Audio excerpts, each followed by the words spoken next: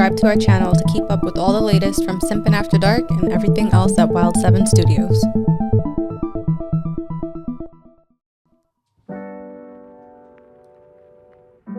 Welcome back to another episode of Simpin After Dark, everybody.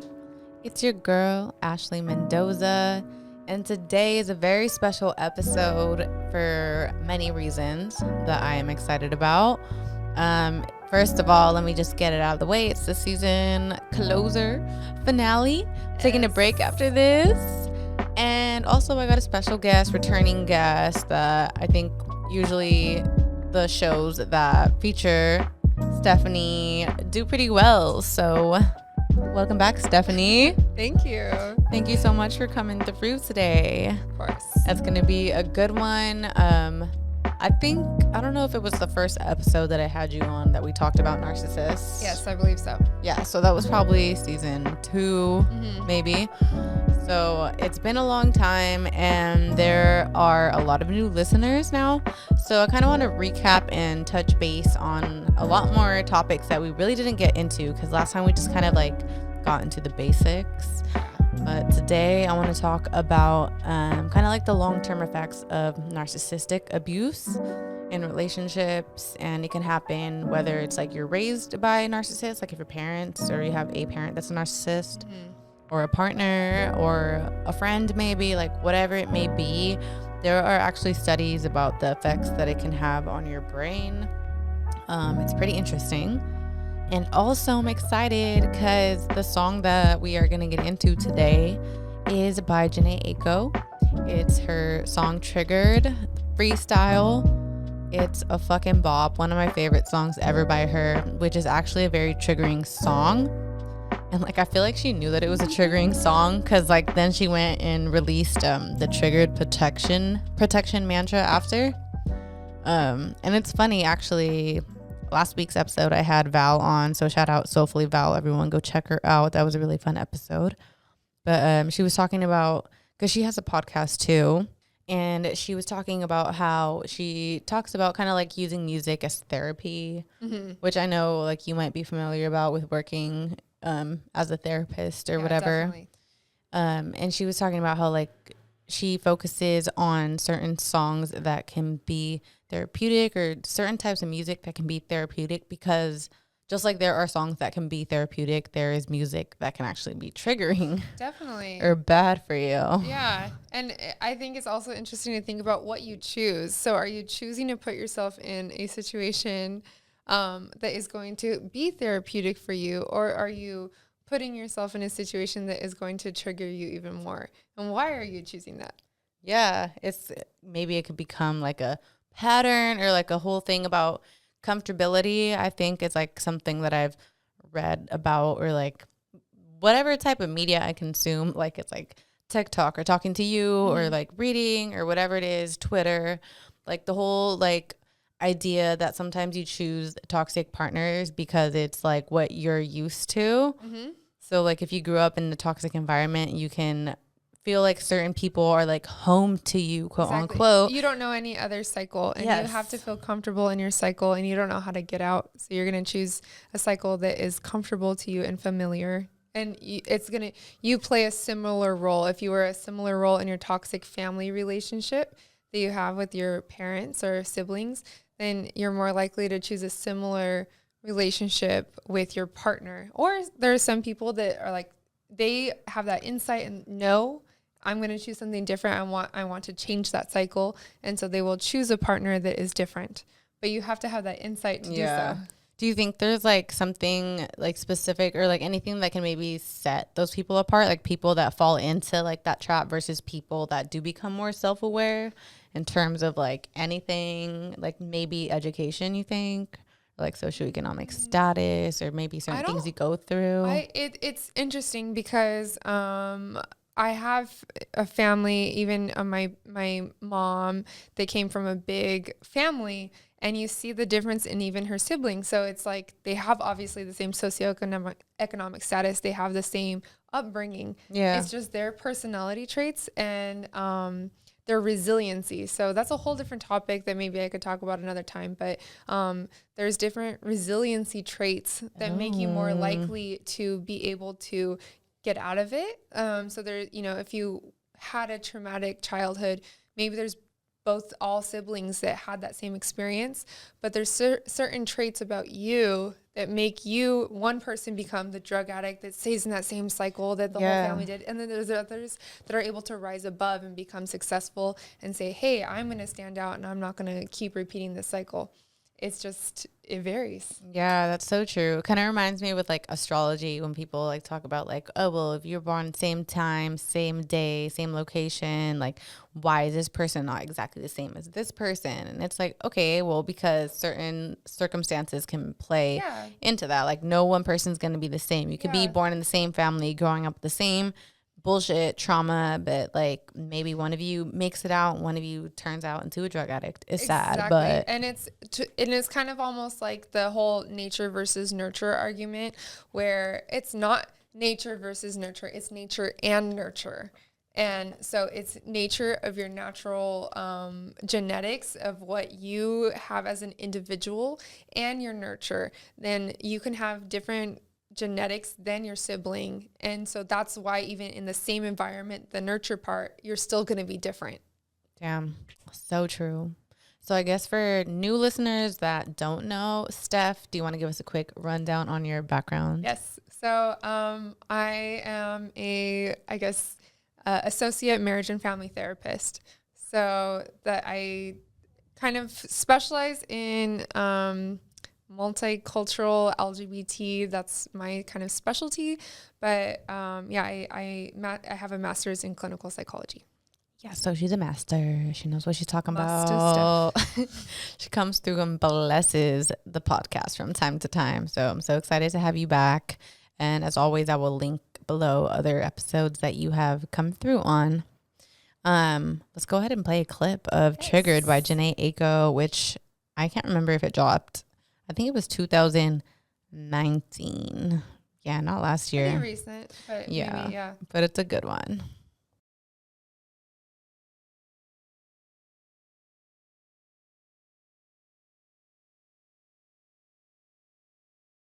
It's so good. Yeah, so I just checked. It's 2019. It came out in May.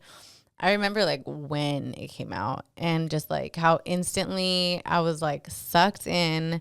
I was hooked. Like I needed to learn the fucking lyrics like ASAP. And it's so good. Like she has such a good flow. So it's catchy as fuck. And I feel like with her, like just watching her as an artist and knowing her history, like how she kind of like, she has a daughter and her baby daddy is like Omarion, his brother. Oh, okay. Yeah, so like I know they kind of had a toxic relationship, and like now she's with Big Sean, and just like her being in like the public eye, people kind of know like she got Big Sean's face tatted on her arm, and then she got it removed, but they're still together. I don't want to assume anything because, you know, one day I think me and her could be besties. I don't want her to get mad at me for like talking about her relationship. But I don't know. It gives me very much toxic vibes. And I hope not. I mean, you know, it seems pretty obvious there's some back and forth. It's like, okay, why did you choose to get that? And then why did you regret it, or you felt the need to remove it even though you're still in the relationship? Something must have happened. Yeah, like I think for sure it seems like they both have grown a lot. So like I want to, you know, assuming the best, I would say I think they maybe grew and they're like that small percentage that like maybe made it out of that toxic cycle, because it's not very likely. But hopefully, I don't know, because like they're still together. They're a cute couple. They're both very good looking. Yeah. I mean, who knows what goes on behind closed doors, but just like that whole idea is pretty wild. And she's a Pisces, which do with that what you will. Oh, Steph, what are you for I'm the a Libra. audience? A Libra. Yes. I like to just, you know, put it out there for everybody just to know. If you're into it, then whatever. If Got not, that whatever. Balanced therapist in me. It's perfect. We love a balanced therapist. Yeah, so it's definitely, once the song came out and just the things that she talks about, and then the song that she dropped after that, not the protection mantra, triggered protection mantra, but there was another one where she actually features Big Sean on it. I forgot what it's called right now. But it's wild. Like, they work together. Like, she'll be on his projects, he'll be on hers. Like, he did a song about like I'm single, and she's doing like background vocals. I don't know, I love it, but it's very triggering, as this song is, but it's also like soothing at the same time, like in like a weird healing, like maybe like facing your darkness type of thing. Okay. I don't know, but let's get into some of these lyrics then.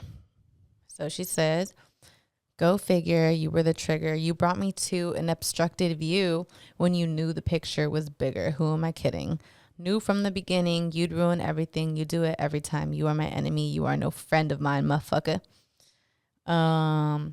So this reminds me, and like I don't want to assume that Big Sean is a narcissist, but just like the whole idea of you brought me to an obstructed view when you knew the picture was bigger. What I thought about. Right? Like it's it reminds me, we were talking earlier about how maybe like the early stages of dealing with the narcissist. Like, do you want to kind of explain on that? We're talking about like love bombing type of thing. And just so what kind of research shows about having a narcissistic partner is that they love bomb you initially, and where they are very overwhelming, almost just of like compliments and showering you with love and all these things to kind of draw you in. And then what research has shown is that once they like basically lock you in by marriage, is that's when their traits really start to come out of like, okay, well, I already have her locked in. Now I'm going to really show her the real me, where he or she starts kind of making you distance from your friends, family, and things like that. But it starts with all that, like, I guess, different perspective, obstructive view of, them being this great person, so loving and all this stuff, and then all of a sudden they change. So. Like it's a very like pre-planned out thing where like they know what they're doing and they're like trying to suck you in. Exactly. I want you to view me as this is the real me. Yeah. And so I'm going to show you what the real me is initially, but then the real them is going to come out once they know that they have you locked in. That's scary, especially when you like mention it's like once you get married, because it's like it probably took a while to get there, but I feel like that's why with narcissists they try to do the whole love bombing thing and probably tie you down very quickly. Yes, because then it's like you're much less likely to leave. Like, oh my god, this is the perfect person. Like, like literally how she talks about you brought me to an obstructed view when you knew the picture was bigger. Like I just like picture like somebody comes along and they're like, come look at this view. And it's like beautiful. And there's like this giant fucking boulder, like blocking like 75% of the view. And then like behind it is just like a city, like burning down, like chaos, like smoke. And like you, from your perspective, you're like, wow, this is amazing. Thank you so much for bringing me here. Like, I can't wait to see our future. And he's just like, or she are like, bitch, you got no fucking idea what I got in store for you. Like it's chaos from here. And there's actually a guy on TikTok that we could bring up later. I think his like handles mental healness.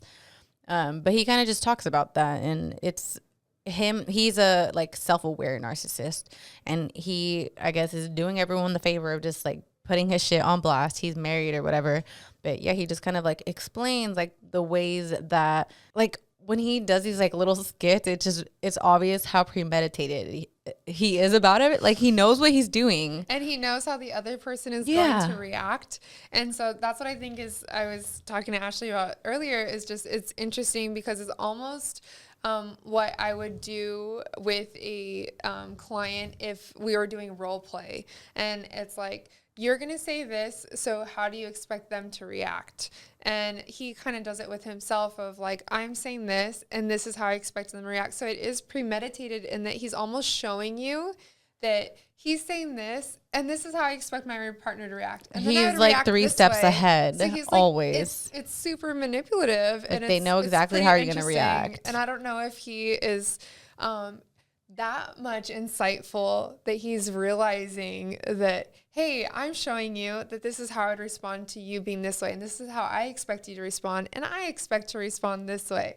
And it's just like, it's pretty interesting to me for him to be a self-aware person to reveal himself. It's super interesting. Yeah, like he talks about like he goes to therapy and everything, but we'll get into all that. Yeah. And I guess if nobody knows what a narcissist is, like, do you know what's like a quick just like description? A quick of like that? stereotypical would be so narcissistic personality disorder is on a spectrum. So it's on a spectrum of personality disorders. So I would say it's kind of in the middle. So there's also borderline personality disorder, narcissistic personality disorder, histrionic personality disorder, and then antisocial personality disorder. So it's all on a spectrum. Antisocial, if you haven't heard of it, that's more of the killer type. So people, is that like the quote unquote sociopath type thing? Yes. So sociopath isn't in the DSM, but that is more of a forensic diagnosis. So if you are antisocial, then you would probably be, if you were a killer and you were in prison, jail, then you would be more likely also diagnosed with sociopathic, okay. It's not personality disorder, but you'd be a sociopath. So it's almost like a branch off of that. Is that like the most extreme like form? Yes. So antisocial, you are no empathy. You were diagnosed with conduct disorder as a child. As a child, you probably killed animals. That's a first sign of probably having conduct disorder. Then as an adult, so pretty much Dexter. He killed kids as a child, or kids. He killed animals as a child, and later as an adult he killed people. It's extreme. Narcissistic is like in the middle. Okay. Yeah.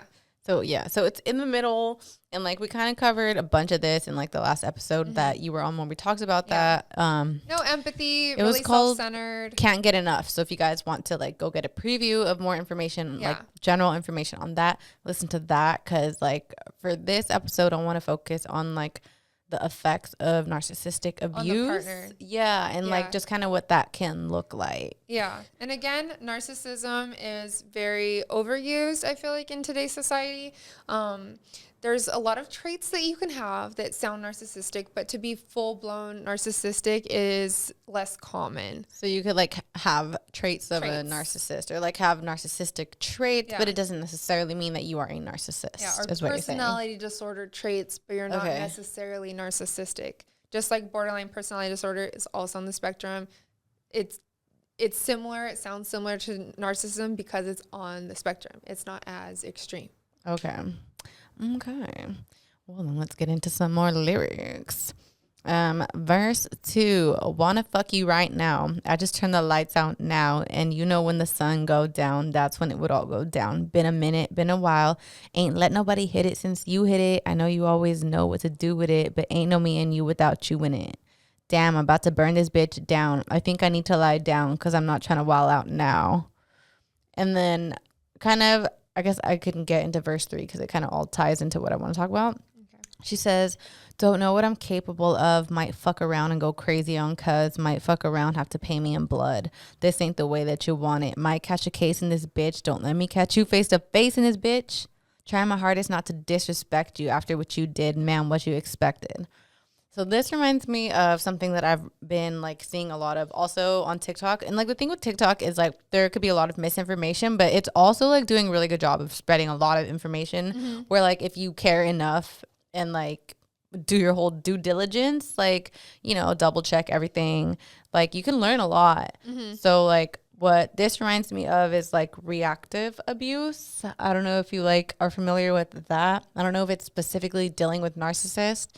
But it's kind of the whole idea where they will, I think it is like a narcissist thing, like where if you're like, say I'm a narcissist and I'm kind of pushing you to that like point where you end up exploding on me and then you end up looking crazy. And then I'm like, damn, like calm down. Like, why are you acting so crazy? Like you need help. Like the gaslighting, extreme gaslighting to the point where like a lot of like what people like the first video I saw was somebody recorded the girl and then she posted it because she was like, my boyfriend recorded me and then tried to make me feel like I'm crazy. But like what you're not seeing is what led up to this point, like why I'm reacting this way. So then you end up thinking like, am I the fucking crazy one? Yes. Like, am I psycho? Am I a narcissist? Yeah.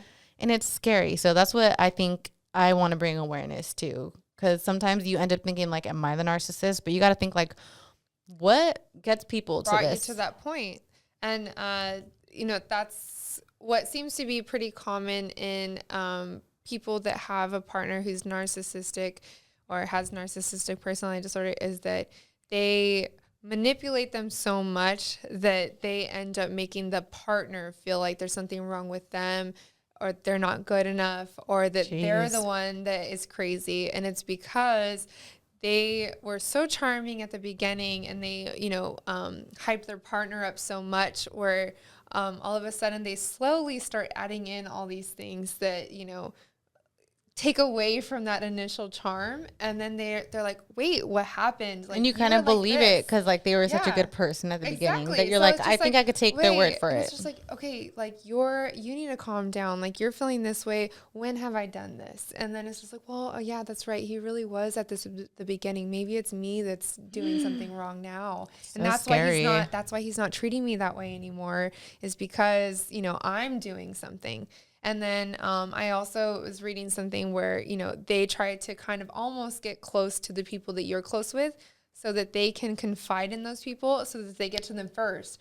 Ooh. No, Ashley's been acting up kind of recently, and it's just like she's been kind of moody with me and kind of blowing up with me for these small little things that, like, I just did this and it really wasn't that much of a deal. And now she's like saying that I'm doing this and that. And then so now when Ashley vents to those people, it's like they already planted the seeds where they already are like, I don't know, bitch, what he told me. That she was doing this. I mean, that's so scary. And like, that's what like people don't talk enough about, like narcissistic abuse. Cause like, narcissists, oh my God, you know, it's so fucked up. Like they are plotting on your fucking life. It's extremely manipulative in any way to get them to have the full benefit of everyone around them. So whether it's manipulating you to make you feel like you're the lesser, manipulating those around you to where it keeps you feeling that way, and to make them feel, you know, the best that they can, and to keep you around. And yeah, because they know if you figure it out, like, you'll dip. And then to use the people around them to, you know, maximize, you know, what they can get out of you. But once they can't get anything out of you, you're worthless, you're gone. That's so scary. And actually, I guess that's kind of perfectly tying into that TikTok that I wanted to play by that guy, if you want to play it. Hey, can we talk about those text messages I found on your phone from the other girl? How did you find them? What do you mean, how did I find them? I went through your phone and I found the text messages from another woman. So you invaded my privacy, and now you're accusing me of cheating on you. Invaded your privacy? Like, I found text messages from another woman on your phone. Again, if you wouldn't have invaded my privacy, we wouldn't be having this conversation now, would we? No. If you wouldn't have been texting her, we wouldn't be having this conversation. I've been texting her for a while because you're just a friend. Is you snooping that's the problem, because you don't trust me. Don't trust you. My intuition kicked in, and I went through your phone because you don't trust me. I have not given you any reason not to trust me. This ain't about me, is it? It's about your dad, ain't it? Don't blame my father into this. What does he have to do with anything? He didn't give you the love and trust that you deserved and needed, so you blaming me. What? No, not what? Your daddy issues are going to kill our relationship.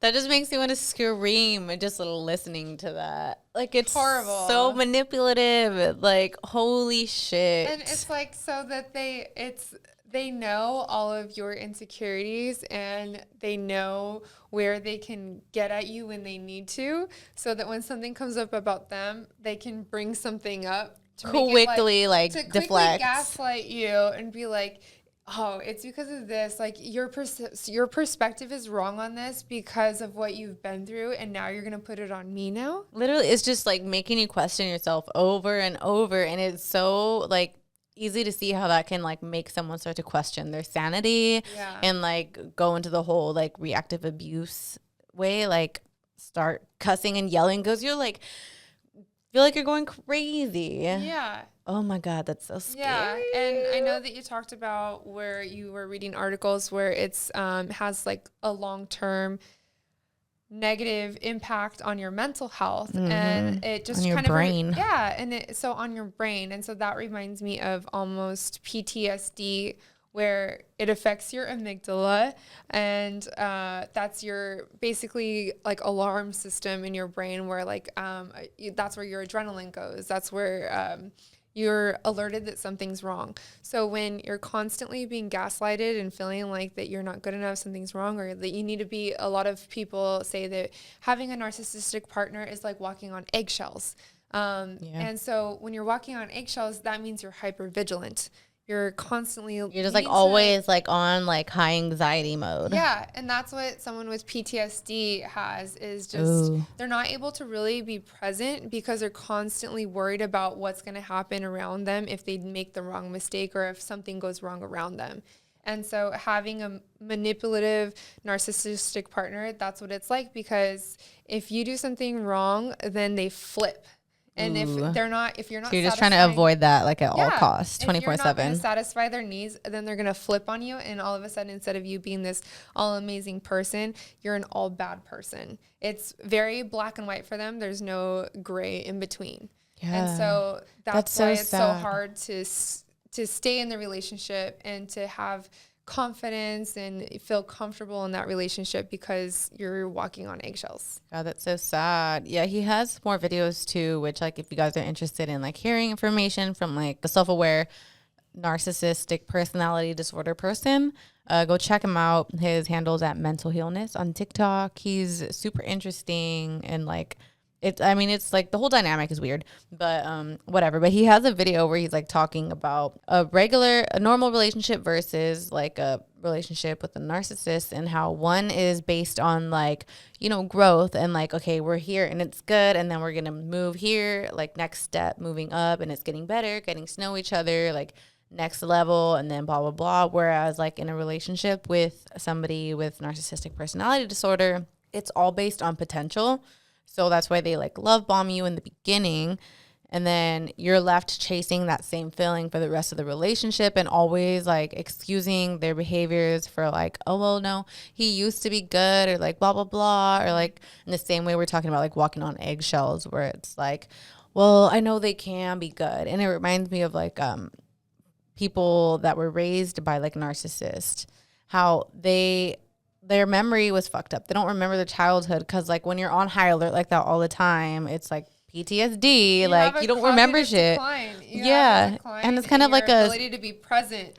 And so how are you going to remember? It's like anything? A defense mechanism in a way, where it's like you can't like deal, like your brain can't deal with like being on high alert like that all the time. So it's like starts like mashing up other parts of your memory. Yeah. Yeah. You're not functioning right. Kids with trauma, that's why they can't concentrate in school, and they do bad in school, and no one really understands it as teachers, because they don't know what's going on. It's like, this kid is a bad kid. They're not understanding. Well, they're freaking going through trauma at home, probably because they have like a bad parent. So sad. And it could be a narcissistic parent. And so they're constantly, and you know, when they do good, they're nice to them, because guess what? Their child represents a good part of them. My child is doing good, I'm doing good, because I'm a good parent.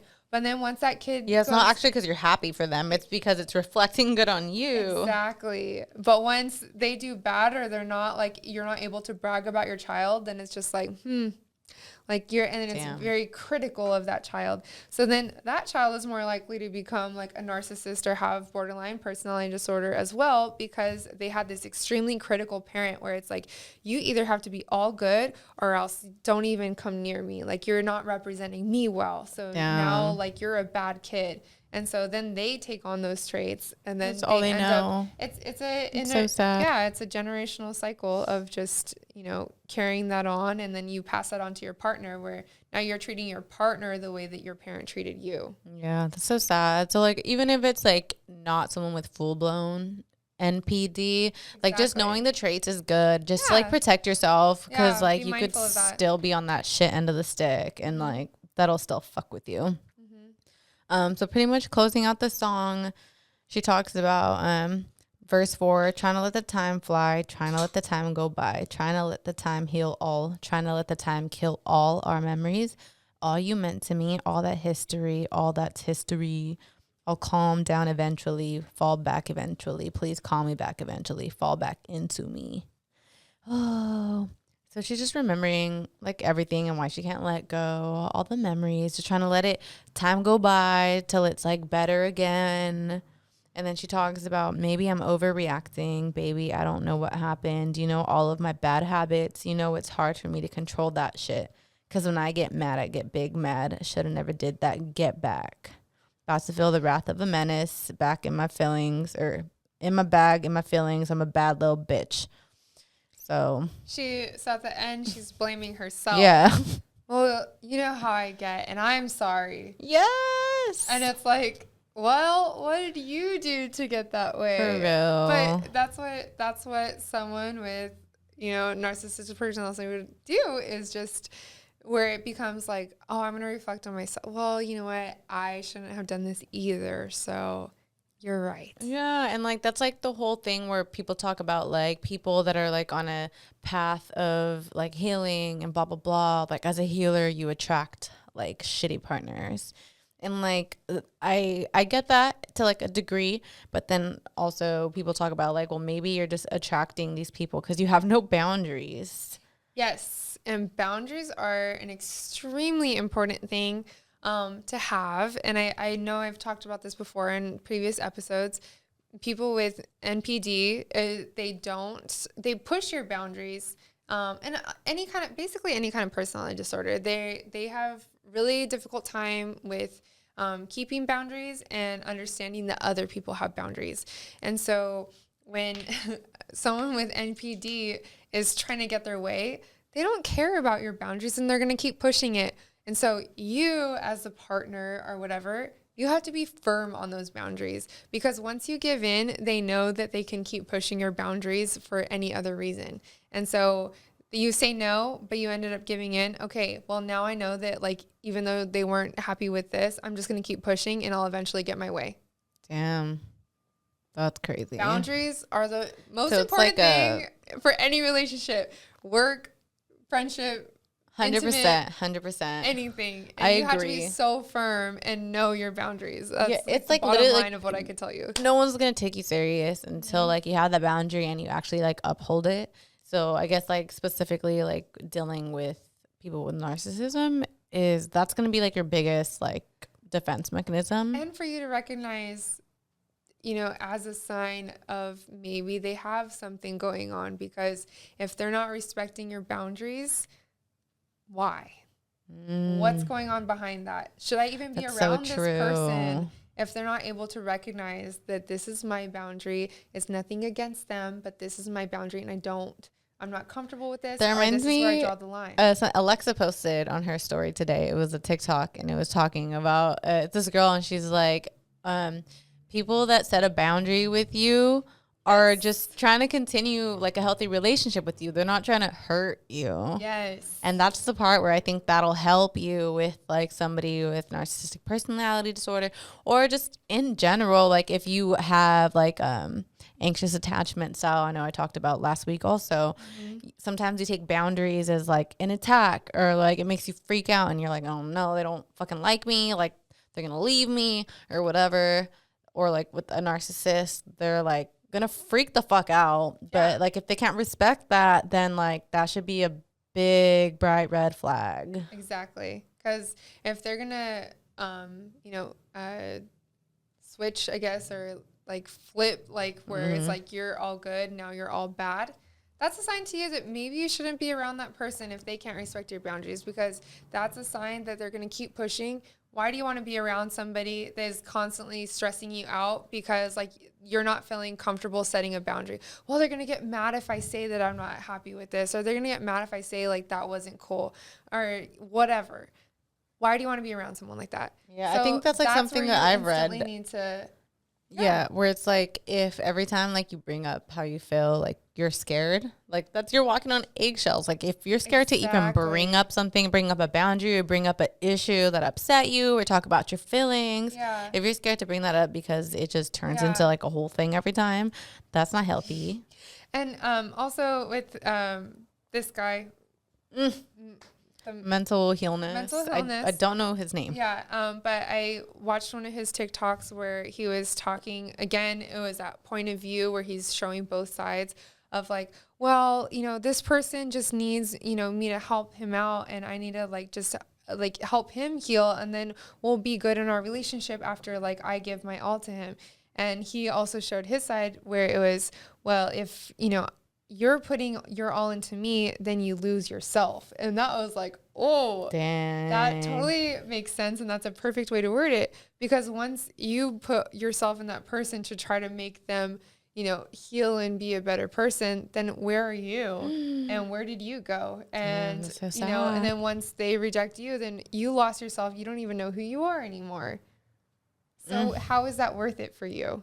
That's so sad. So once they keep crossing those boundaries, where are you anymore? Because your boundary, you don't have any. So then who just are running you? over your fucking mushed up body. Exactly. Dang. Something to think about. Okay, so that brings me to my friend Ivan actually sent me an article that I really wanted to talk about. I sent it to you earlier.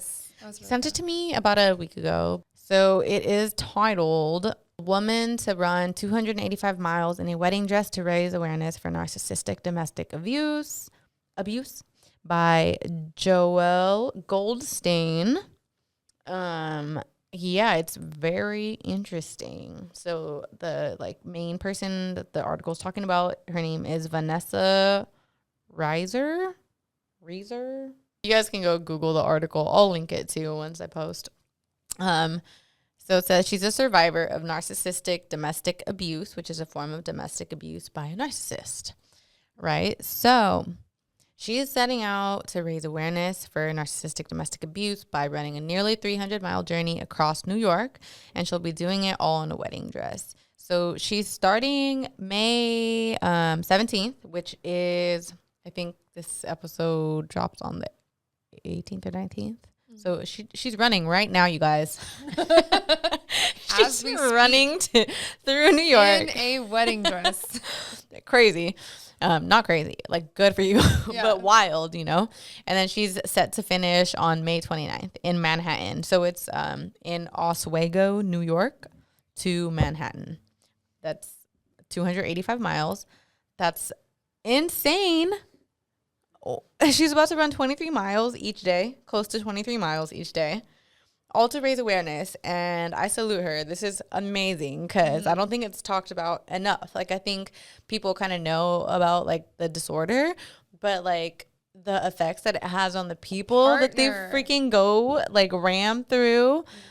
Oh my God, they are not talked about enough, and I want to protect everybody, and I just want everyone to know, so you don't have to ever put up with this. At least if you're aware, you can know, or if you know somebody going through it, you can talk to them, because it's really fucked up. It's not no game. It has real effects on your fucking brain, bro. Yeah, and it doesn't have to be physical abuse. This is mental abuse. And that's why I don't think it is talked about enough, because you start to question it. Well, they're not physically abusing me, so maybe, and you just start making up all these excuses. It's a lot easier to rationalize mental abuse versus physical abuse, especially again when they were so charming and so amazing at the beginning, that it's just wait, is this happening to me? So this woman, I believe what I read is that she was also part of some kind of domestic abuse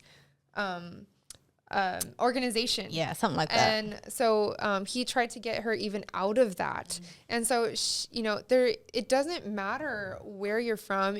There's also, I've watched a TED Talk on a woman who was a lawyer, a very successful woman. This lady's a therapist. Exactly, a therapist. And so it's just, it could happen to anyone, but when you're in the moment, you don't see it as other people can see it, or you don't look at all the signs, because you're in it and you have love for that person, and you see the good in them, where you're not really observing it from an outside perspective. So that's where you have to be very critical and kind of break it down of what exactly is going on, and why am I feeling this way? Why am I feeling uneasy in my relationship? Why am I, fearful? Why, all those things, because it's not obvious. And it takes time, and it is a manipulative thing where they're slowly prepping you, grooming you to control you. It's not once you're in it, you don't have the perspective of exactly. Oh, I'm out here, I could see it. It reminds me of those pictures where it's or those memes where it's the longer you look at it, the weirder it gets type thing. Where at first you're oh, oh, and then you see like some weird shit in the corner, and then you're like, oh fuck, and it's just like insane all around. It just keeps getting weirder and weirder. Yeah. It's like that. Like if you really sit there and like take your time and realize, but like if you're in it, like you don't really got perspective. You don't. Like it's gonna take a lot. You're gonna need therapy. You're gonna need people to tell you, like, and it's hard even, I think, with people telling you. Like, I'm sure, especially with like the whole idea that they like try to like sabotage your relationships or like infiltrate your relationships, where like they're planting the seeds with all your friends and everybody that you know, talking about like you're the crazy one. So it's like, even if you go and try to talk to your friends, they're like judging you or like questioning, because they're like, well, I don't know, I think you might need help. And like I was even reading how they can compliment you a lot in front of your friends and family, so that when you complain about them, they're like, okay, come on, like I've seen the way that he talks about you, and I've seen the way that he does this, like, are you sure? To where, and then again, it's almost like he's prepped the people around you to also gaslight you. So premeditated and fucked up. It's crazy. So evil. Like literally like evil. So what they quote her saying, narcissistic abuse is an insidious form of domestic violence. She explains on Tuesday's episode, narcissists generally will use the wedding or an engagement as a form of control and manipulation. They entangle you.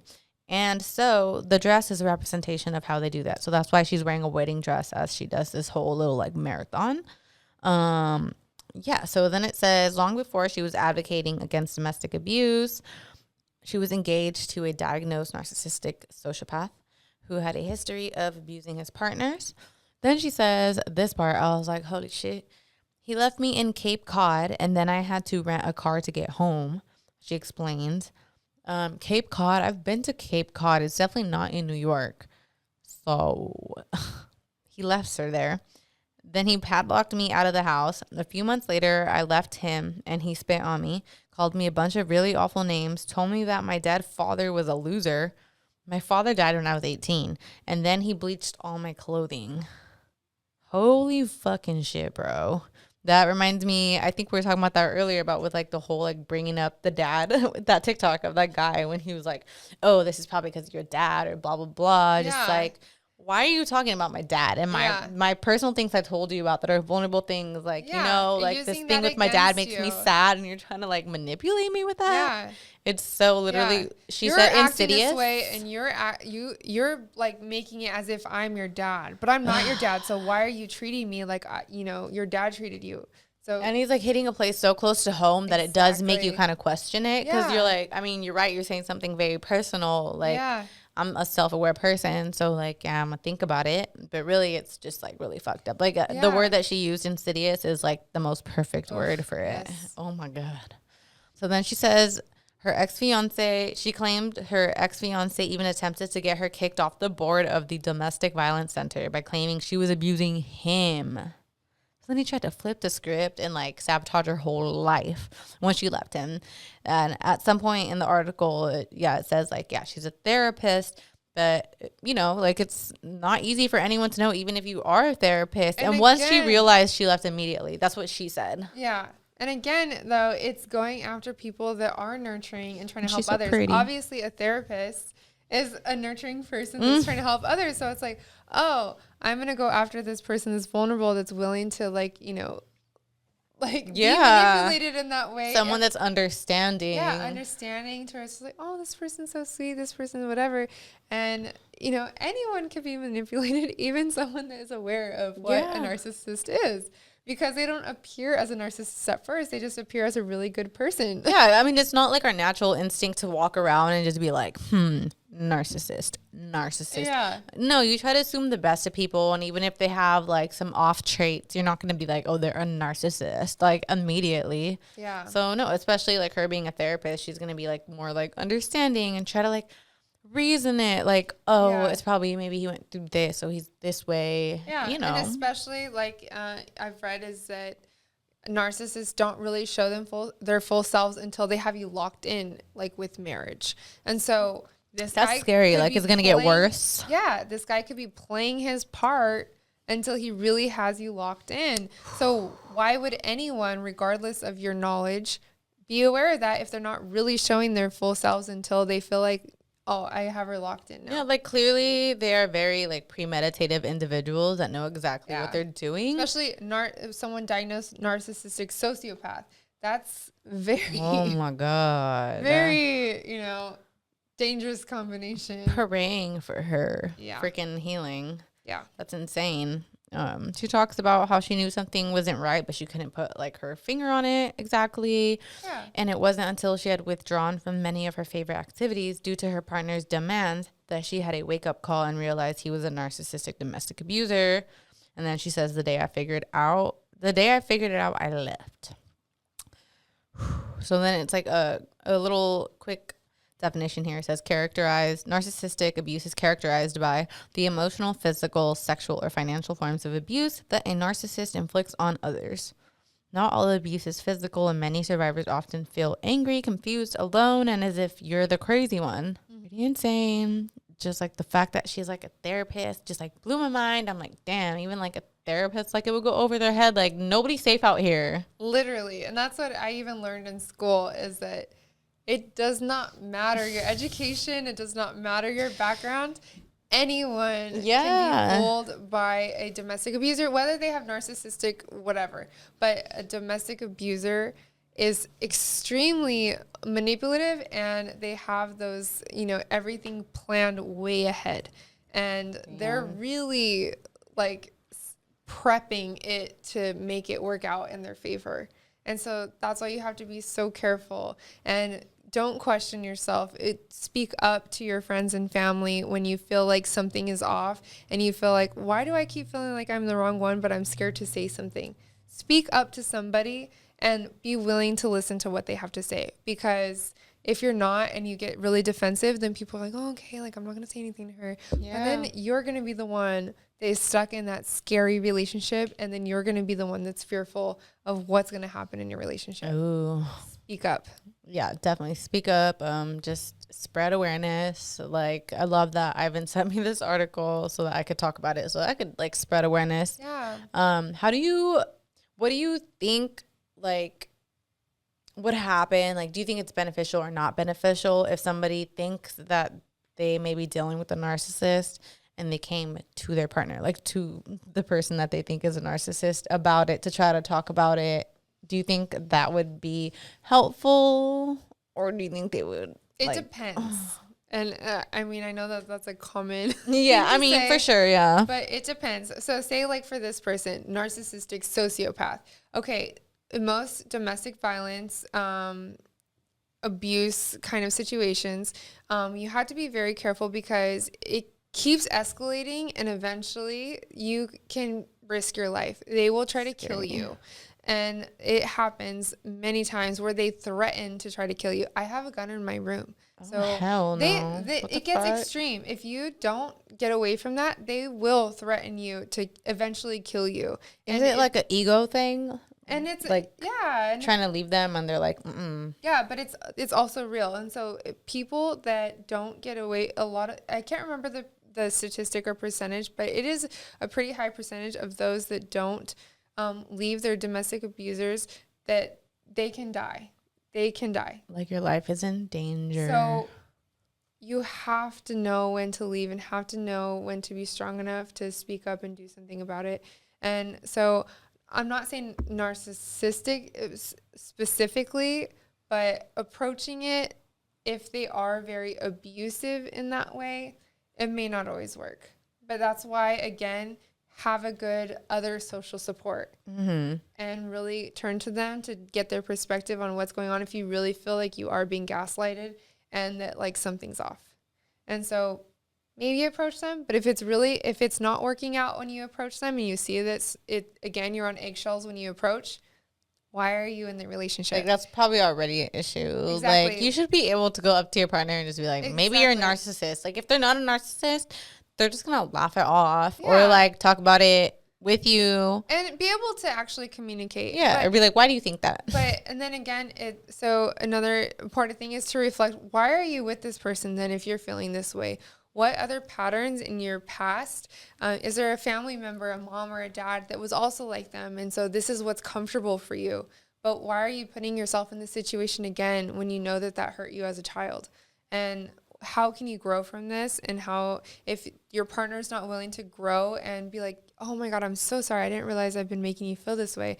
I'm so sorry that I didn't realize that I was repeating the same patterns as your family member. If they have no empathy for you and they're not realizing that that's a problem, okay, then they have no empathy. They're a narcissist or whatever, and they're not going to change. Yeah. So why are you staying in that relationship? That's like the number one sign right there, lack of empathy. Yes. Yeah. So what do you have? Can you think of any examples of like a narcissistic parent, like how you would like maybe reflect back and think like, damn, like maybe I did grow up with like a narcissist parent? Yeah. So if a parent, maybe they really wanted you to be the star football player or the star scholar, to really be successful in those kinds of things. And so it's just like, they are only using you to brag. So my child is the quarterback, and they have like a dance mom. Yes, or like a dance mom. Exactly. The show was insane, or bro. My child, won this for, this, and they're going to UCLA, they're going to Harvard, and they're bragging about you. But then maybe like you realize, you know what, Mom, I don't know if I want to do that. It's just like, are you sure? Like, blah, blah, blah. And they start like really getting angry with you because, well, if you didn't do that, then what would you do? And how would that reflect on me as a parent? Dang. And so I feel like, are my parents narcissists? I'm just kidding.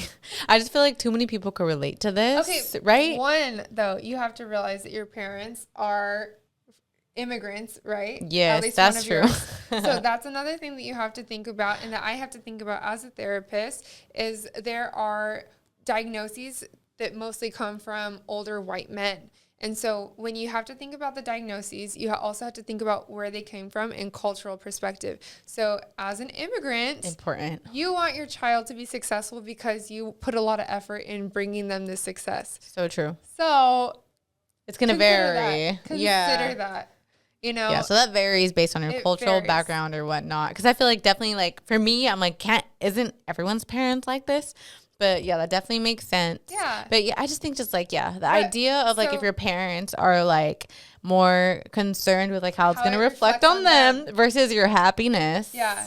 And just also being very critical, like another example would be that they want you to look perfect because, well, what if I had a fat kid or something where they're super judgmental? Which I feel is also a very cultural thing. Are you sure that you're going to eat that? Like, I've just been noticing that, and just being very super critical about what you're doing, but not really concerned about your happiness, but just like, how is that going to reflect on me? And then, then they start taking that, really internalizing that, and then they start internalizing that in their partner later. And I honestly, even though I don't think neither of my parents are narcissistic. Yeah, me either, Mom. I know you listen. I'm just kidding. I love you. Yeah. But, sometimes my parents are like that too, where they're a little critical, where it makes me internalize. And then I have realized that sometimes in my relationships, I also do that, where I'm really critical. And then I'm just like, oh no, I need to cut that out. And even though I want to say something, I can relate to that 100% that has nothing to do with if whatever makes them happy. And that's just something to do with my insecurities and my perfectionistic kind of thing. And I don't need to be putting that on my partner and making them feel insecure. I was happy with them from when they weren't doing this. I can't be judging them and putting this on them. I feel that. So check yourself. We all do it. It's common, but you don't need to make your partner feel worse when you were accepting of them before. And I think a lot of it, talking about how parents too, seeing, getting used to that from your parents did that to you. So maybe you kind of internalize that as that's a way to show love. Yeah. So you're like, well, my parents love me, right? They're my parents, and they were very highly critical of me. So then for me, that's how best for me. Yeah. So then for you, you just think that's how you show love, and then you start projecting that onto your partners. But it's you think that it's all love, but really it's a little overbearing and toxic. Yeah, and how did it feel when your parents did that to you? Yeah. Did you feel like, oh, they love me, I guess But I'll you stop eating it. You excuse it as love because you're like, they're my parents. They're supposed to love me, right? Even though you feel shitty about them criticizing you for it. So then your partner gets pissed at you and you're like, what? I just meant it because I wanted the best for you. Right. It's like, yeah, I get that. But also I didn't feel good when my parents wanted the best for me but criticized me. That's so scary. Yeah. All right. So then I had found some article about 12 signs you've experienced narcissistic abuse. So it says they seemed perfect at first. So it's like the whole love bombing shit. People doubt the abuse took place. So that's probably like the whole thing. They infiltrated your circle to, you know, they knew what they were doing. They're covering their bases. They started a smear campaign. So this is a little more insidious. So this is where I think it says here, they might lash out by openly directing their rage toward you with insults and threats, involving others in criticizing you. So like getting other people to hop in on the abuse, or like talking about you behind your back to your friends, to your family, things like that, where it's like everyone else is going to start, it's isolating. Yeah. Yeah. So that's the next one. You feel isolated because maybe they try to like push your friends away. And like, I know the whole thing about like, well, I don't like that one friend because none of your friends care about you or whatever it is. Yeah. I don't think they're good for you. It seems like they really just want to use you for this. And then you start to like, oh, you're right. Why have I been friends with that person? Like, it does seem like they only use me for this. Yeah. They make you start questioning like your whole fucking life. Like, what the hell? You freeze up. So, walking on eggshells. Yep. You have trouble making decisions, which I think this ties into like one of the brain things because it talks about having very little self-esteem and confidence. So what was like that one brain? The amygdala? Yeah, that's probably what it was. There was another article I found about where like it affects that, and that's where you can end up having trouble making decisions. Yeah, so the amygdala is basically the fight or flight part of your brain. So that term is the most common way to describe the amygdala. So you're either going to choose to like really like go in on the situation, or you're going to want to flee from it. And that's your like survival response. You're either going to fight and go full force, or you're going to, I need to get out of this. Damn. And so it's so when you have trouble making decisions, you have to be quick on that, right? So, but if you're so distracted because of your trauma, then it's really hard for you to make quick decisions because you have all this other stuff already going on in your brain. So you're already cognitively like consumed, where you can't make decisions because you're so fearful of what to do. Yeah, I saw something where it's like it relies on that part of your brain being like clear, like to be at its full effect of being able to like you know process shit. But you have all these distractions. So again, going back to like kids learning when they already have trauma as a kid, that's so they're not sad. able to because guess what? They already have all this other shit going on. Where how am I supposed to focus on this one thing that is irrelevant when I am so fearful of like real life trauma in my life? That is so sad. I want to hug all the little babies and like all the mean ass teachers out there. Like, call me so I could fucking beat your ass, bitch. Like, educate yourself. How dare you? Like, people are so mean to like little kids sometimes. And it's like, you have no fucking idea what the fuck they're going through at home. Like, I'll fucking kill you, bitch. Right? Like, so many. That's a whole nother motherfucking thing. So there's actually like a little thing on this whole you have trouble making decisions, like a more of like a subtle thing. Where they'll be like, honey, you're so dumb. How would you manage without my help? Like more subtle, like nice ways. Which reminds me, I don't think we have got into it, and like we don't have to get super into it, but like basically the overt versus covert narcissist. So there's like the overt narcissist. That's like the out there one, right? Yeah. So like the grandiose beliefs, like, again, I am so sorry for the Trump supporters, but he is a narcissist in my opinion. We all know it. But he has those grandiose thoughts where even though he has these experts around him, he still feels like he needs to project his beliefs and that his beliefs are right, even though he's not the expert in that, you know, topic.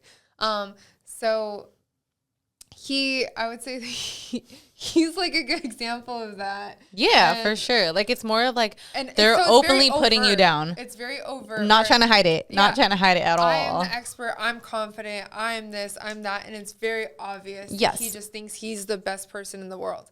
Or covert would be more like subtle.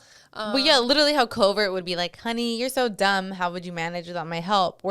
Versus like the overt narcissist would be like, you're such a fucking dumb bitch. Yeah. And like how we kind of talked about earlier was just covert would maybe be more of like the caretaker, where it's like, I'm going to do all these favors for you. And it's like, I'm going to do all this for you because you probably can't do it for yourself.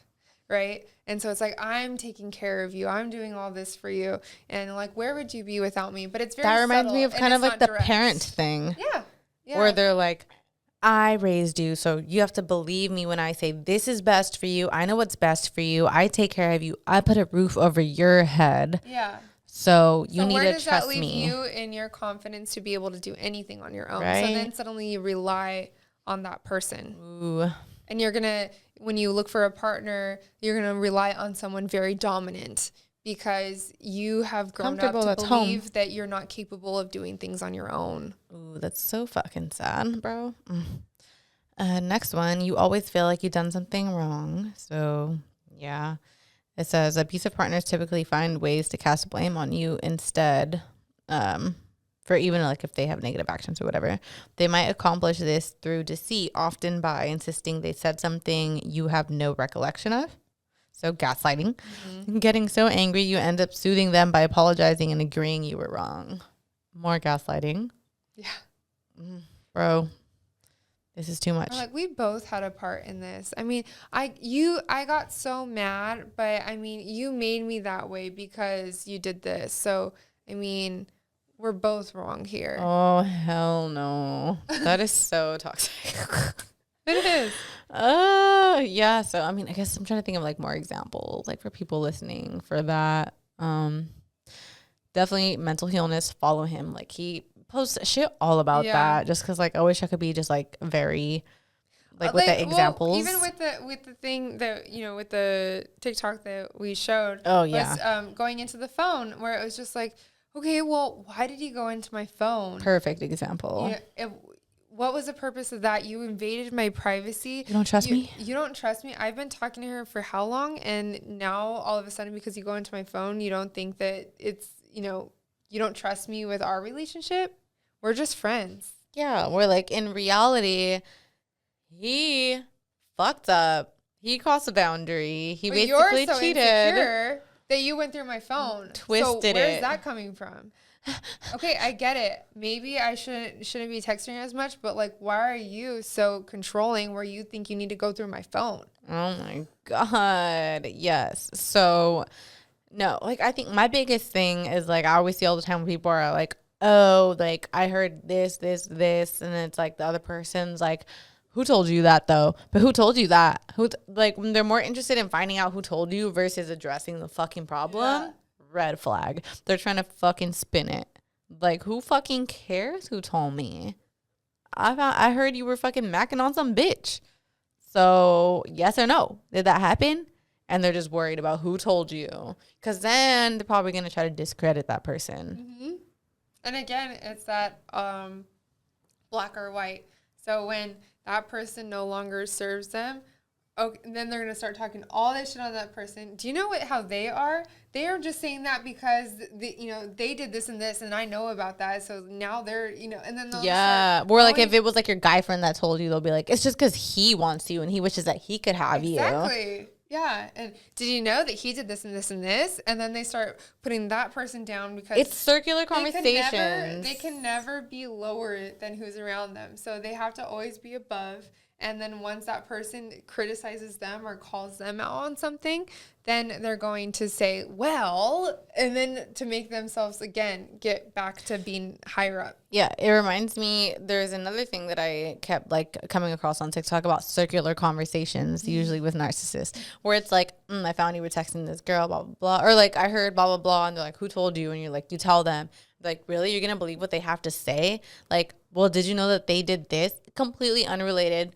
nothing to do with it, but now you're talking about that. Yeah. And then you're like, wait, why are we talking about this? And then you start feeling like you're crazy because you're like, there's no way you're like this fucking stupid. Like, you are fucking playing with me. Like, stop. So it's like turns into this whole thing, and that turns into the whole reactive abuse thing. Ooh, man, watch out for that shit. So then this talks about unexplained physical symptoms as another thing. Appetite changes, upset stomach or nausea, stomach pain and other gastrointestinal distress, muscle aches and pains, insomnia, fatigue. So this is called, in my field, it'd be somatic symptoms. And so somatic symptoms can come out of stress, anxiety, depression. So when you're not able to express yourself mentally and kind of get rid of those symptoms, again, mentally, like, you know, talking about your anxiety, doing all those things, when you're holding all of that in, it'll start to come out somatically or physically. Okay. And so some people that maybe hold in their anxiety, they start to feel tightness in their chest.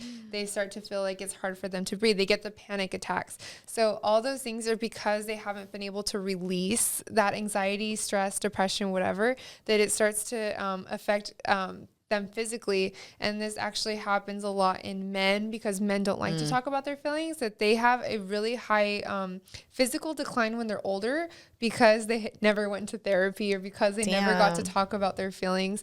And so and that's why you have to understand that mental and physical is strongly connected, whether you believe it or not. 100%. And that's why, like, this whole, like... So when one thing declines, the other is going to decline. It's all tied together. It's so tied with, like, together. anxiety, you could show, like, physical, like, detrimental So when you feel signs. like you're gaslighted and you feel all these things where you feel like you can't talk to people about it, guess what? It's going to show up physically. And that's why, like, narcissistic emotional abuse or mental abuse is really fucked up.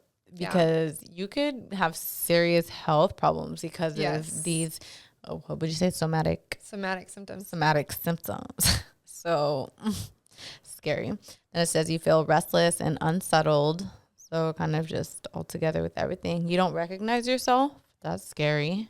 Kind of again what we talked about earlier. You giving your all. Where like, who are you now? Because you've put so much into this person. So true. That where are you now? Yeah, it says right here.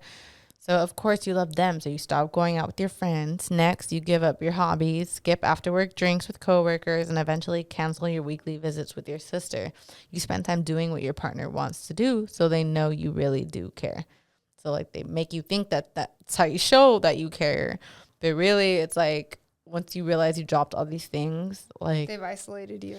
Yeah, they've isolated you, and, like... You're not even yourself anymore. You're not doing all the things that you used to do for yourself. You have no outside friends, like and now no your hobbies. Focus is just on them. Yeah, you're just focused on walking on eggshells. And yeah, oh my God. Only meeting their needs. Yeah. And the next one, you have trouble setting boundaries. Scary. Someone engaging in narcissistic abuse often has little respect for boundaries. When you try to set or enforce limits, they might challenge them, completely ignore them, or give you the silent treatment until you do what they want. Eventually, you might give up on your boundaries entirely. That's another thing that I kept seeing come up a lot, the silent treatment and how, like, fucked up that is or whatever. So it's basically, like, you bring something up to your partner because they do something, and instead of them wanting to address it, I don't know if it's them maybe being caught off guard, so like they didn't have a plan yet or what it is, but they give you the silent treatment and they're just like, I'm not talking to you. Days, weeks, whatever, how long it is. But that's not healthy. Like, you need to be able to communicate. But what I also want to specify is this is different from needing space. So, like, don't think that you're, like, showing narcissistic traits because you need space and you don't want to talk to someone. If you're communicating, like, I need space, and someone's trying to, like, force themselves on you, like, talking, blowing up your phone, whatever, that's them being an asshole. So, like, that's fine. You can have space. This is more, like, in terms of, like, when you bring up something to a narcissist and they, instead of addressing it, just go silent. And I think regardless, normal relationship, whatever, when there is somebody that needs space to comfort the other person, you need to say, can you give me till tomorrow? And that other person that may have that anxiousness to talk, you need to give them a time when you are ready. And so that would be helpful to know Makes that sense. it's not just on purpose of just like I'm just gonna give you the silent treatment to make you miserable, but it's just like, you know what, I'm not ready to talk about it. Can we take a break and, you know, I'll call you in 2 hours, or, you know what, I'm having a bad day. Let's regroup and I'll talk to you about it in the morning. So it's comforting to that person that they know that eventually, yes, I'm willing to talk about it, just not right now. Yeah, so that's boundaries and just like learning to communicate. And that has to do with boundaries too. Yeah. So then the last one says you have symptoms of anxiety and depression, which pretty self-explanatory. Yeah. And then I'll link stuff on how to find help in different websites or whatever. And I'll have stuff like shoot me anything that she thinks would be important too. We are running good on time here. So I do want to bring up a tweet that kind of ties into everything. It's by @angelnumbers with a Z. Said, I'm a strong believer in not telling men how another man has done you dirty. Men have this weird ego thing where they're like, if another man didn't treat her right, why should I? They think you don't like them as much if you don't let things slide in the same way for them.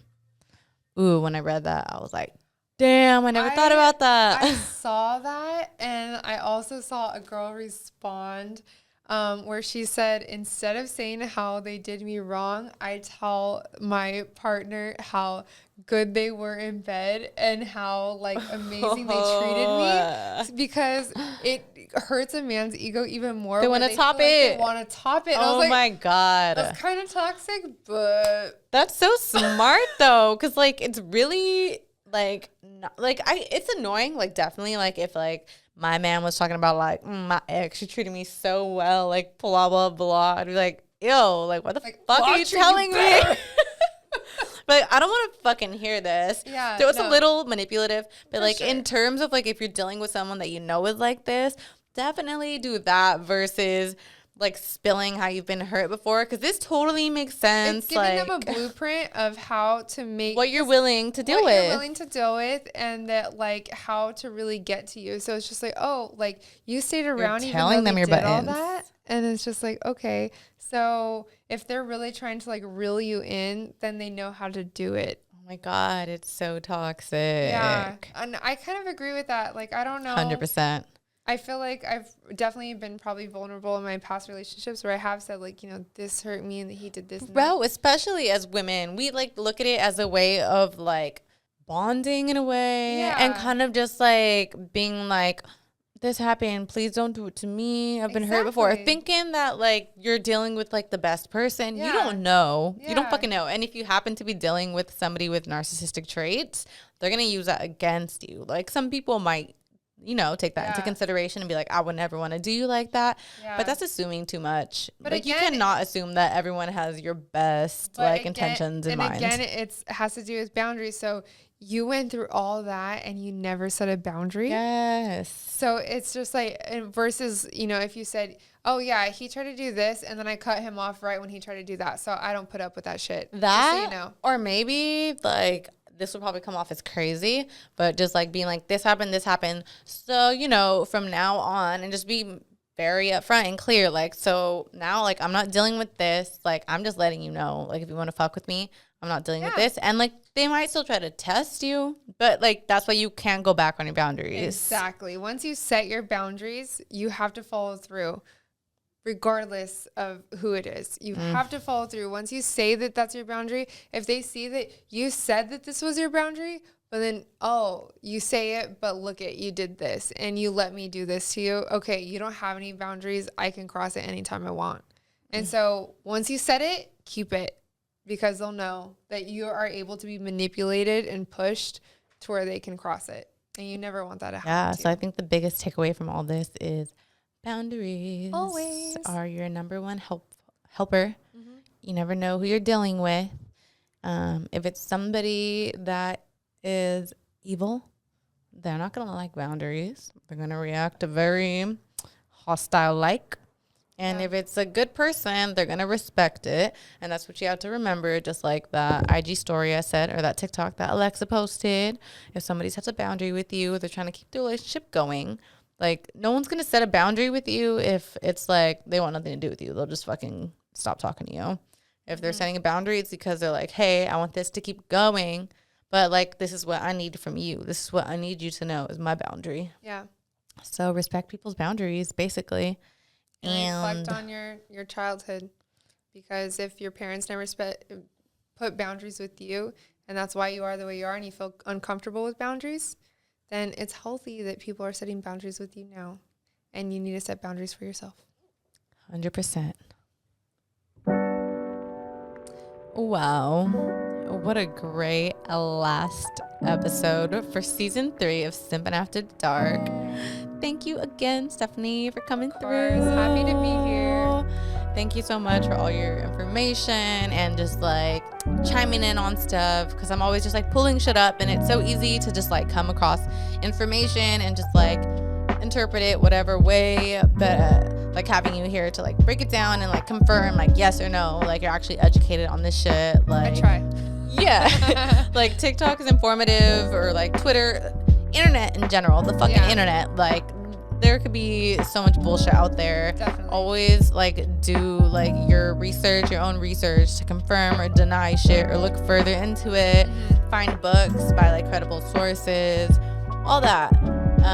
But yeah, it's been a great season. I had so much fun. Next season coming back with great guests as always, all of that. And I just want to kind of like plan everything out. Definitely going to be dropping some merch soon, so keep an eye out for that. I will still be active on IG. Yes, I can't wait either. It's going to be cute for sure. Quick shout out to Wild 7 Studios. I'm here in downtown LA, so shout out to them for always hosting. I love it here.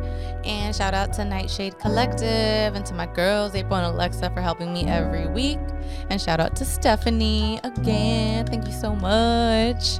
And you can follow me at Simpin After Dark on Instagram, Twitter, TikTok, and my personal is Ash_Friday_. Mine is Stephanie. Is it underscore? No. Yeah. Is it? I think. Stephanie_Venezuela, like the country. Yeah. So she wise and she cute. Go follow her. Thank you. And yeah, I will link shit below. Articles, help, all that. Anything I talked about on here. And yeah, I'll miss you guys. And we'll talk soon. See you next time. See you next time. Bye.